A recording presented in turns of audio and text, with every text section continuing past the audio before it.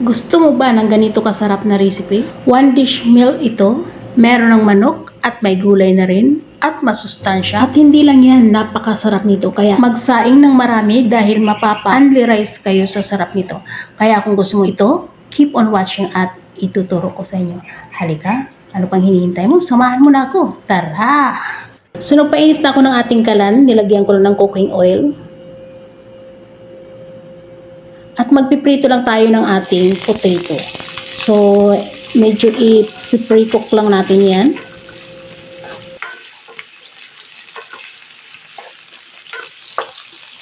At kapag half-cook na ang ating potato, ine-next na natin yung ating sitaw. Half-cook lang din natin lulutuin siya. Dahil madali lang naman maluto yung sitaw. At isi-season lang natin ng salt and ng black pepper. Para by layer, meron na siya ng lasa. So, ituloy na lang natin yung ating pagluluto.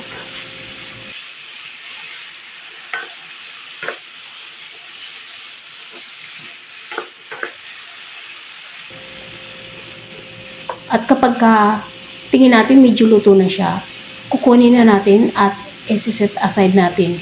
Dahil mamaya, ibabalik din natin yan sa ating chicken. Sa same pan ulit, nag-iwan lang ako ng mga 1 to 2 tablespoon na cooking oil at nag-saute na ako ng ating garlic. So, hintayin lang natin na lumabas yung aroma ng ating garlic. At ine-next na natin yung ating onion. Igigisa lang natin ng mga ilang segundo na mag-translucent lang yung kulay ng ating sibuyas. At magne-next na tayo yung ating fresh na tomato. Slice lang yan, 3 peraso. Igigisa lang natin at yung parang mag-caramelize na yung ating kamatis. At naglagay lang din ako dyan ng salt and pepper para may lasa na sila habang ginigisa natin yung ating mga ingredients. Hintayin lang natin na lumambot yung ating kamatis. Kaya itutuloy pa natin yung ating pagluluto.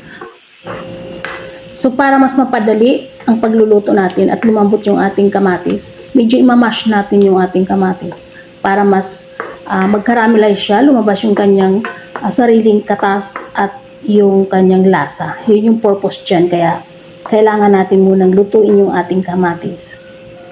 At itutuloy lang natin. At once na ito ay lumambot na, ay ilalagay na natin yung ating chicken. Yung aking chicken ay chinap ko lang siya into pieces. At imekos-mekos lang natin para lahat ng mga ingredients ay ma-well combined sa ating chicken. So, i-continue lang natin sa ating pagmimekos-mekos. So, dito maglalagay lang ako ng 1 teaspoon na black pepper. Maglalagay lang ako ng 2 tablespoon na soy sauce. At ihahaluin lang natin yan para mag-combine ulit yung mga ingredients sa chicken.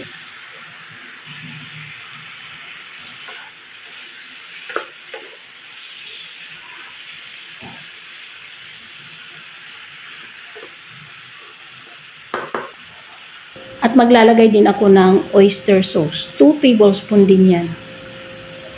At ilalagay lang natin sa ating chicken at imimix natin. So tuloy-tuloy lang sa pagluluto, sa paggigisa ng ating chicken.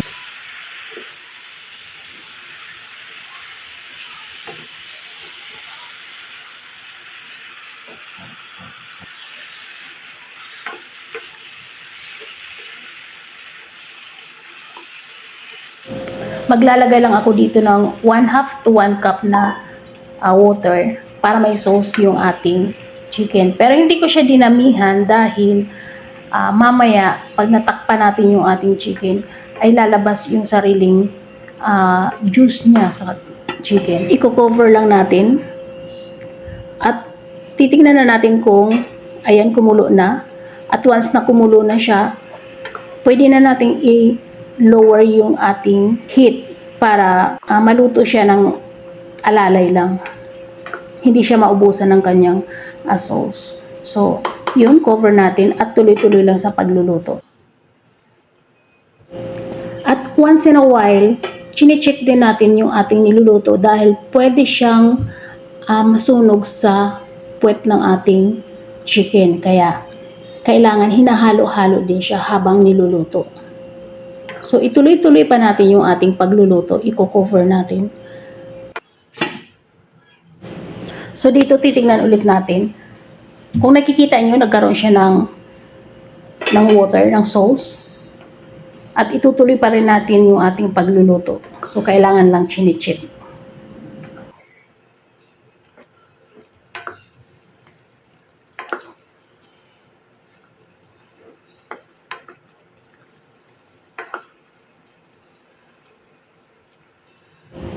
So, dito ilalagay ko na yung ating mga gulay. Dahil malapit nang maluto, para sabay-sabay na silang lahat maluto. Kasama yung ating mga vegetables. So, tuloy-tuloy lang tayo sa pagluluto. At isiset na natin sa medyo mataas na heat yung ating niluluto para mabilis yung pagkulo. At titikman na natin para kung kailangan nating magdagdag ng ating salt, magdadagdag tayo. At sa tingin ko, medyo okay na siya naman.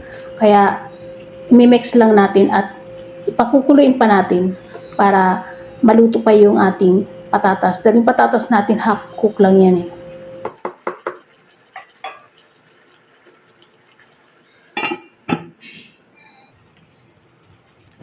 So, ito nga, halos okay na to.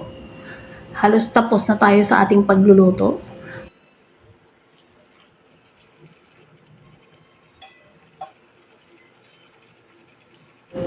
At ito na, meron na tayo ng chicken with potato and string beans. So, napakasarap nito, kaya itry nyo na. So, and guys, bago tayo magtapos, kung ikaw ay bago sa aking channel, please subscribe, pakiring the bell all para every time na nag-upload ako ay manonotify ka. At pakifollow ko sa aking page, Hilda Kitchen Vlog. Write, comment, and share na rin. At maraming salamat sa panonood. Bye!